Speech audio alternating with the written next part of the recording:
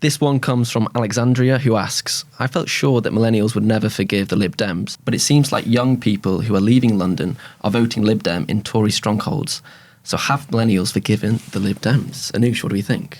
Yeah, I think this is a really good question. And obviously there are some demographic changes that are happening in like home counties, satellite towns, suburban areas, which, you know, may have voted Tory and now are shifting towards Lib Dem. And that's partly because younger families from more urban areas are moving out because of the costs of living in places like London and Brighton and the Surrey Shufflers. Yes, as the Lib Dems exactly, internally the Surrey call Shufflers.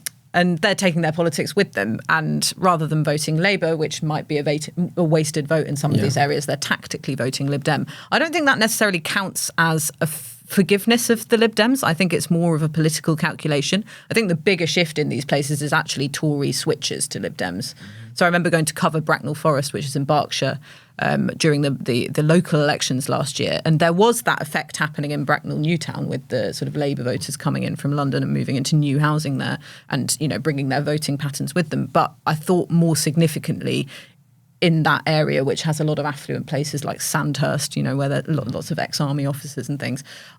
Door after door, when I was going round sort of on the campaign trail, you met Tory voters, lifelong Tory voters who were really disillusioned and saying they were going to vote Lib Dem this time. And I think that's probably a more significant shift in attitude towards the Lib Dems than among those younger, more Labour-leaning millennial groups. But Rachel, I think you've dug out some polling on this. Well, I've got YouGov's figures broken down by age, and the millennial cohort, 25 to 49, puts them out. I mean, it sort of depends how you define millennial, but that's got Lib Dem voting intention at 10%, which is kind of pretty standard across. That's the sort of standard average, isn't it? So I don't think it's the case that this group love the Lib Dems, but it's also not the case that this group, having felt betrayed by the coalition, are like the worst people of the Lib Dems. I will never vote for the Lib Dems. Yeah. And I think there are probably two things going on. One of them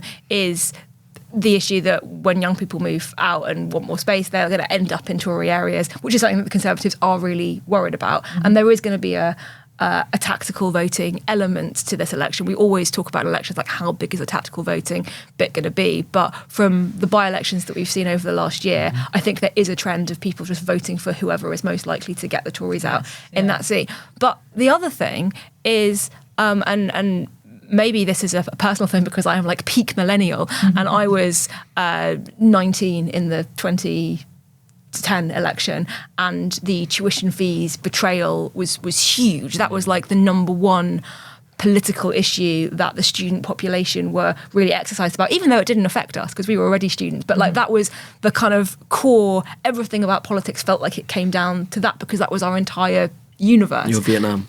That was the same for me. I was editing our student paper at the time of the 2010 election, and our headline of that issue was "We're all Lib Dems now," because everyone was so excited about voting for the Lib Dems, and you know, literally months later, we were on like tuition fees protest. I don't know about you, Anoosh, but I am now 13 years older. You've probably stayed the same age, but the politics that are relevant to your day-to-day life at 33 are not the same as the politics that are relevant to day-to-day life at 19. And if you think about like that as a life stage, it's very true. People in their late 20s, early to mid 30s, what's really exercising them? Housing costs, childcare, the cost of living crisis, the fact that public services are crumbling, the same things that really are key voter priorities for everyone. So the state of the NHS, the state of the economy, the fact that like this one thing, student tuition fees, that was our entire political world when we were students.